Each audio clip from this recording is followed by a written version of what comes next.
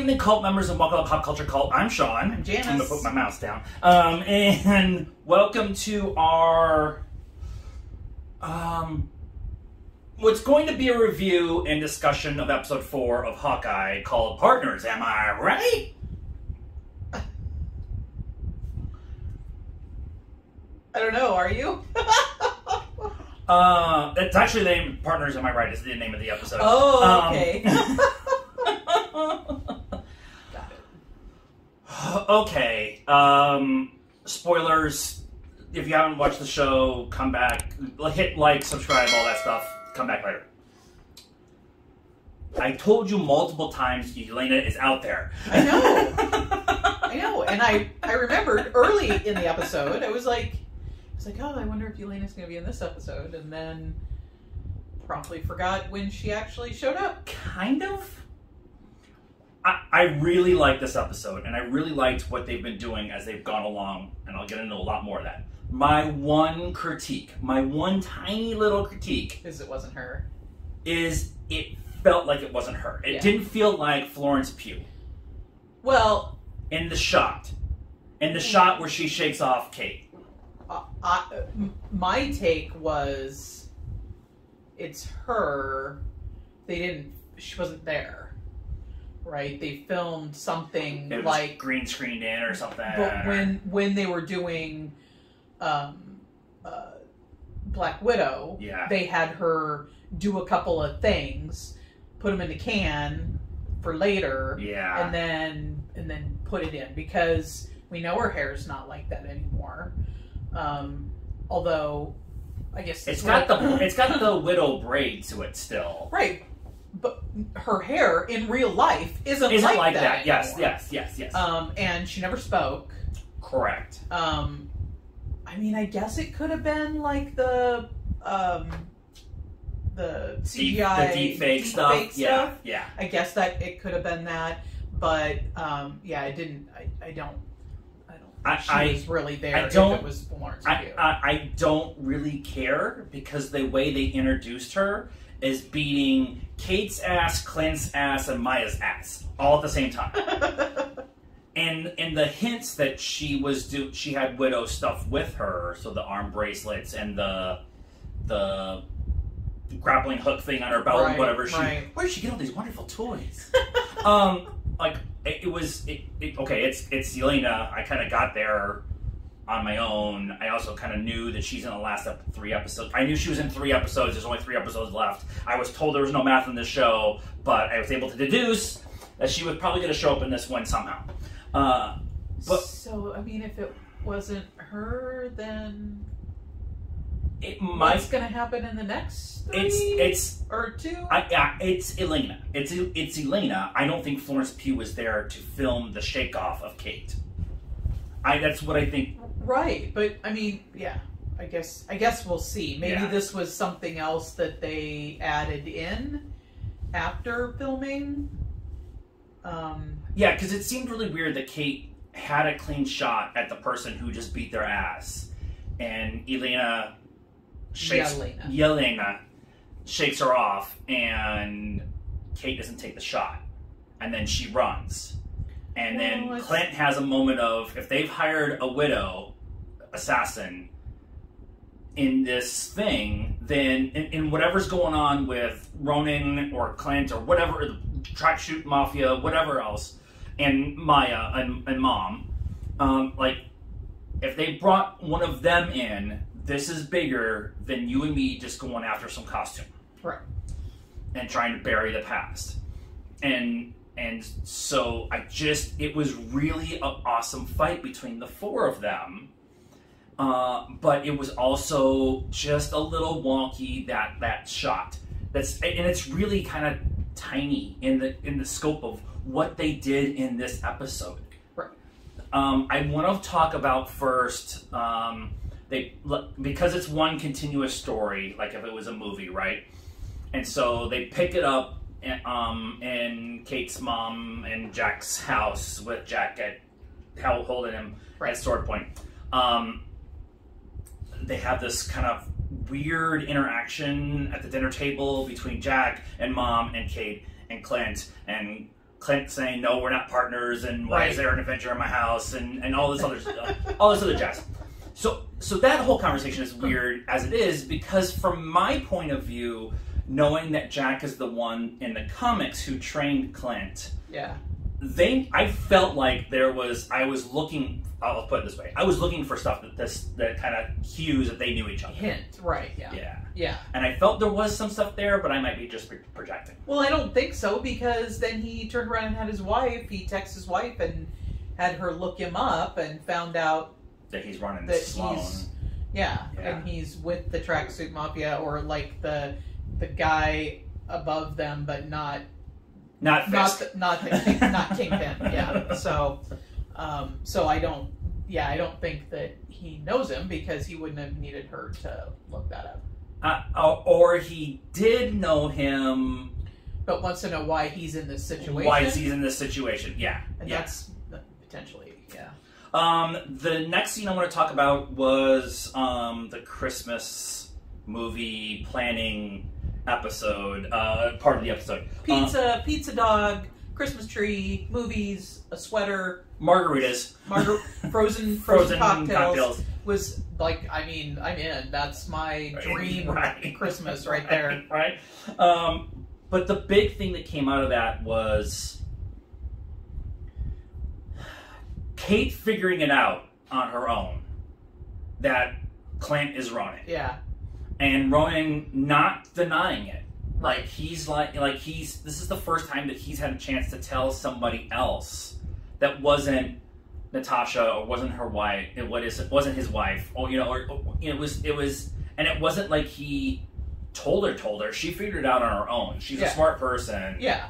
And it kind of felt like it was going to get there, because this was the first like downtime moment that they've had. Like, every time they try to have a downtime, we're just getting ready for bed moment. Right. Fire bombs are coming through the window, and so it seemed like the first they actually got to relax and kick back and kind of talk and find out who each other was and all of this. And so, it kind of felt like it was, if she asked the right question, she was going to get there. And him admitting to it, and also admitting that he may not be able to be saved because of the things he did. And I like the way that he worded it. I was a weapon that was pointed by good people to go against the right people. To go against the right people. And then when they were gone, I was free to make my own decisions as a weapon to eliminate those who I didn't like or didn't feel for. And at first, I was just tracking them down, and then it got out of hand. I think that's what he was trying to say, but he never really. Well, he was in an emotionally vulnerable state. Cocktails would do that every time. Well, no. Going after, because he's kind of alone. Right. His family has been blipped, and Natasha is really the only other person that he had, and she's busy trying to keep S.H.I.E.L.D. together, and she wasn't even sure why she was doing that, right? She was just kind of going through these weird motions about talking to raccoon. If I don't have this, then, or if I don't do this, who else does it? And kind of that whole conversation. And so he was just kind of left hanging out there. I mean, she was keeping tabs on him, but she just didn't have what she felt. She didn't have the bandwidth to go try to rescue him from, until she finally did. But the other thing too, at least with this episode, was Kate asked Clint what was the best shot you ever took, and his first thing without any hesitation was, it was the one I didn't take. And as soon as he said that, you knew he was talking about Natasha. Right. And that should have been our hint. Right. Yelena was going to show up at the end, because he talks about Budapest. But the Kate kind of playfully hey, you can't leave it there or whatever, and then kind of pushing a little bit more like a good friend should, because she recognizes that he needs to talk about it but hasn't. Yeah. And so they actually talk about that, and then that's when Kate kind of figures out that he was Ronin and what that all meant. And then the scene that they kind of end that whole scene on is Kate goes to bed with Pizza Dog. Clint takes the earpiece out so the world is quiet. And all the flashes of his family and the barbecue when they all got blipped because Marvel's got to kick you in the balls. And Natasha sacrificing herself and like everything that happened just as here's a reminder that he's living with this every day. Yeah. It's not that it's an occasional whatever thing and he's trying to be a good dad. That's also trying to happen. But he's living with this guilt, this pressure, this idea all the time. Yeah. Like, he's dealing with it all the time and he can't get away from it because he really hasn't dealt with it yet. Yeah. It's kind of a... because Falcon and Winter Soldier did the same thing, right? They focused a lot on PTSD as well as, just race relations in society today. But they've done that here as well, maybe even more so. But from a very different point of view. Yeah, yeah. Showing that there's actually other versions of PTSD than just being in a war. Because Bucky's stuff was he was in a war and he did things because of a war. And so... Well, but no. Not always under his own faculties, but he did a lot of stuff that was based on somebody else's decisions or whatever. But ultimately, it was the same. Because he was a weapon that was pointed by... people who thought they were good. But right. He's actually he's the good version of what Bucky ends up being. We were kind of talking about that. He's like the reverse. Yeah. Like they made the two of them to go against each other, except they never did. Right. But the idea of Clint having to deal with his family being gone, is another type of PTSD when you are gone in a war or whatever, and it wasn't dealt with Bucky. Bucky was specifically about... did. I mean, honestly, they're the same. He was dealing with the fact that he's 100 years old. So everybody he grew up with, everybody he knows, everybody he loved, everybody, including Steve are gone. Yeah. So yeah. It is. I mean, they are pretty much the same, just in a little bit different circumstances. One's in Christmas. But a lot of people have been talking about on TikTok and Instagram and Facebook and whatever about the idea that Hawkeye wasn't a very flushed up character within the Avengers because he was introduced in Thor, but really didn't get any major screen time until the first Avengers movie, and even then he was the not the superpowered one, so he wasn't in a lot of the big fights and whatever, and he wasn't one of the big three. One of the big six, but not one of the big three. And so the criticism has been legit. But the backstory that we're getting here, much like we got in Black Widow, adding to the character adds, at least from my point of view, adds depth to the character when I go back and rewatch Avengers and Age of Ultron and I mean, unlike in Black Widow, where that story could have been told and should have been told, 10 years ago, I think I like that this one's being told now for that reason. Right. I mean, because I was trying to think, like, where could you have put that in? But it doesn't work because you've got to get all the way to the end before he gets there. If he doesn't become Ronin between Infinity War and Endgame, in that 5-year gap, this story, or Clint's story, doesn't have any teeth to it. Right.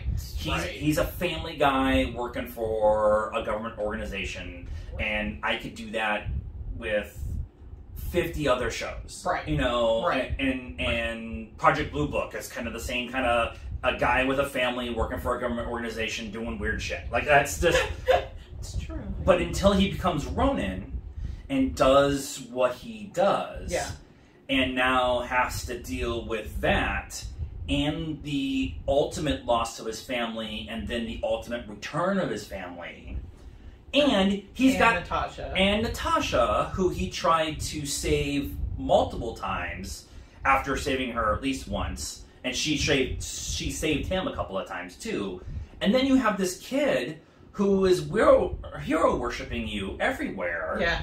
And so all of it's it's all piling on him. Yeah. And I really love it. And Jeremy Renner's such a good actor, and the way he's able to convey a lot of that pain and suffering in his face. And I just love the scene with the icy drinks and all of himself just trying to ice himself up. His wife telling him to put ice on his feet, put his feet up and stuff. But just, again, the Avenger who has to take ibuprofen when they get back to the compound, right. The guy from space or the super soldier. Right. So that part of adds that conversation. Okay, we have to talk about the watch. Yes. I have theories. Oh boy. There's obviously in this episode a watch as Laura finds out or is asked to find out if a watch from the Avengers compound still has the tracking beacon on it from a person who got out of the game 10 years ago. Now, when we first saw the watch in episode 1, it had a very much of a Tony Stark red and gold kind of look to it. Yeah. It just might have been the way it was lit. Yeah. But that's what it looked like. So that meant a lot of us started going down it's got nanotech technology in it. Right. Which is a complete, legitimate, obvious conversation to be had, that if you take the conversation that happens after the Battle of New York and you kind of talk about Homecoming and how Vulture is just trying to get the tech and trying to do all this stuff and trying to profiteer that way, it just makes sense that that's what you're be doing with Stark Tech. Right. Makes sense. This episode, though, they made a point of talking about 10 years ago. Right. So we're essentially in Christmas of 2024 in this show, going into New Year's of 2025. So 10 years ago would be 2014. Right. In 2014 is Winter Soldier. If I remember 2014 correctly. Marvel time? Yes. Okay. Because at that point in time, Marvel time and real time are going parallel. Okay. So I think it's Winter Soldier is the same time period. And then in 15, if we're going to just jump up a year, we get Age of Ultron. Okay. So I was thinking if it's 15, we have Age of Ultron. There's all these kind of speculative rumors going on out there that what if Ultron ultimately never really got destroyed and he was able to hide a piece of himself in the internet and then has slowly been able to bring himself back because comics. So you have this overhanging thing, especially after what they did making Ultron the big bad in the What If series. Yeah. So that kind of conversation started like, okay, so it's Ultron. What if it's Ultron? Ultron, the base code for Ultron is in the watch, and Tony hid it there at the Avengers compound with the idea of coming back to it, and then everything happened and whatever. But then Clint makes a point of saying, it's from a friend of mine who got out of the game 10 years ago. Right. Winter Soldier. Who dies in Winter Soldier? Fury. Right, but then he comes back. Or the Fury that we know from 2014 going forward is Talos. Yeah. Because they did that to us in frickin' Far From Home. Yeah, and that's kind of been going on for a while too. We watched something a couple weeks ago where somebody was like, I think it was New Rockstars. Was it New Rockstars or Straw Hat? Straw Hat Goofy might have been saying it, that he actually was replaced by Talos, the Skrull, and so everything we have seen of Fury from that point forward. Now, I think they were saying Fury actually did die, and that, but they couldn't have Fury dead for for reasons, so they brought him back, and it was actually Talos. But I mean, either way, I mean, Fury could be dead or he could not be dead. There's been a theory going around for a long time. So after Captain Marvel, Fury makes a comment about, like, I can't eat my sandwiches on the diagonal. When I cut it on the diagonal. Right. And so they make a point of saying that in a really random conversation that that Carol and Fury are having. Right.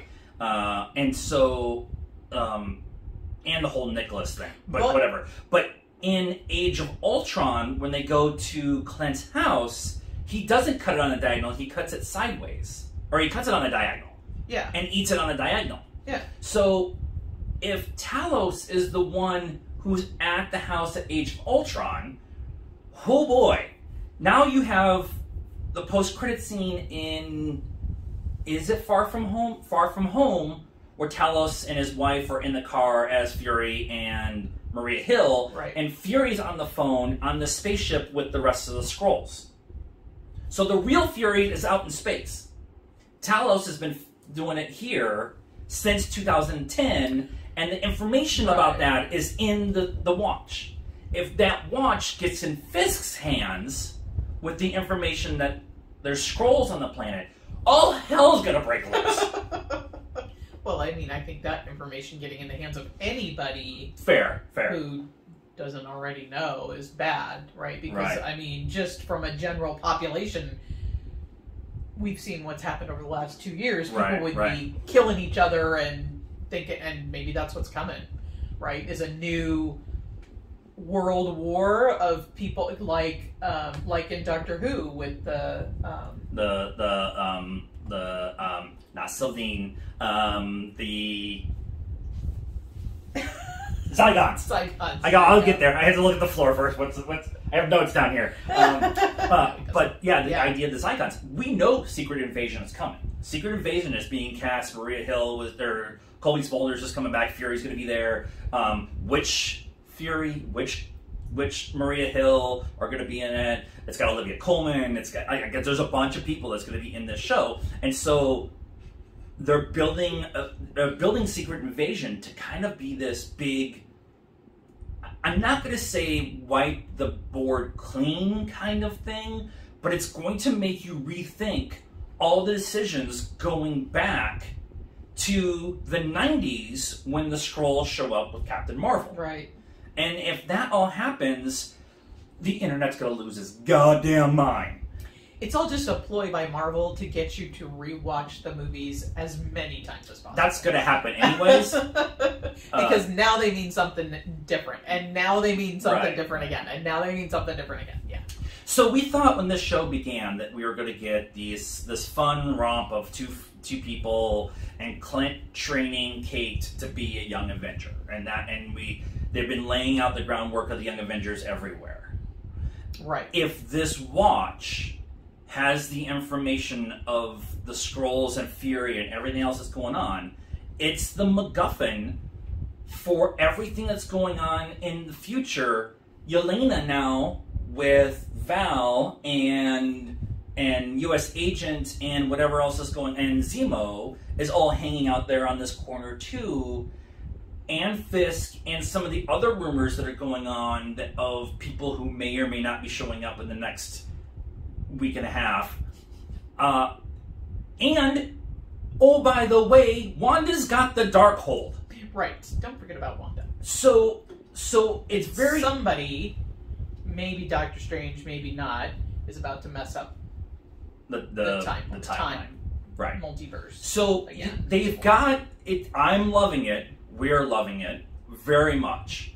But there's a lot of hanging fruit out there that it makes it very complicated to kind of keep track of what's going on. And I'm loving it. We're loving it. As fans that you're watching this show, you're loving it, or at least trying to come and try to figure it out a little bit. But for the general audience, I'm really wondering how that's going over. for the mom and pop, see one Marvel, see one big movie a year, see 2 big movies a year, don't watch all the TV shows. I don't think, I mean, I feel like I could watch Hawkeye and not have any idea about Fisk or who this watch might be for, and still enjoy it. Right. I think it's more like the little Easter eggs for the fanboys and girls that are doing this and dissecting everything, and mom and pop, you know, general mom and pop and 2 kids are just like, oh, that was cool, that was fun. I like that Florence Pugh girl. She was good in Little Women. I had to think about, I was like, Little Sisters. No, that's not it. Midsummer. Midsummer. Wrestling with my family. Fighting with my family. I'm trying to think if there's anything else. We had the big fight. We kind of started with that because of Elena and Maria Lopez and everything.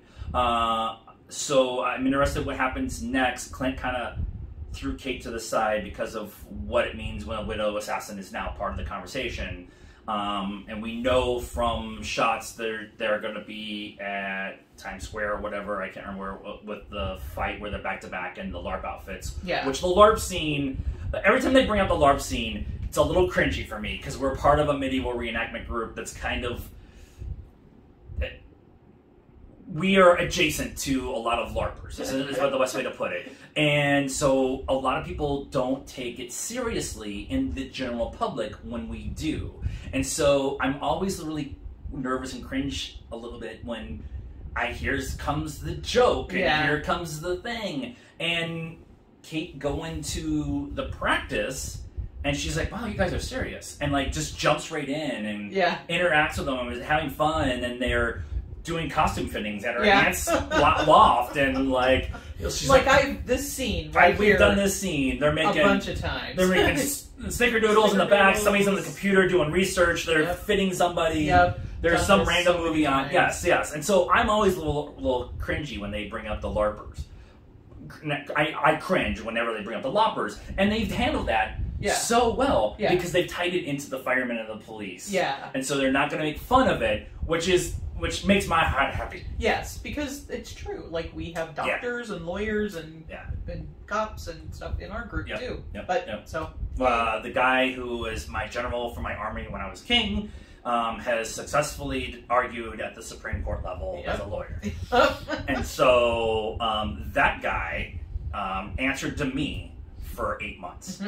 Now, I answered to him for 6 months beforehand, but that's a different story. But that's the example. And so I really like the way that they've been handling that. I've been like the conversations they're having about Clint, the conversations they're having about Kate, and her trying to find her place in this world of being trained to be like Hawkeye, and then finding out Hawkeye, never meet your heroes kind of thing. Right. And so all of that, and the watch, the MacGuffin of the whole series, that's going to blow the doors off this freaking place. That is everything I think we're going to talk about with this episode. I'm sure there's a ton more. Let us know what you thought of our review, discussion, and speculation of episode 4 of Hawkeye Says Partners. Am I right? In the comments down below, please be nice, like this video, subscribe to the channel, hit the bell for notifications, and follow us on all the social media stuff, Facebook, Instagram, Twitter, and TikTok. Links are in the description down below. And until next time, cult members, I need a cocktail, and a red string, and a flowchart, and good night now.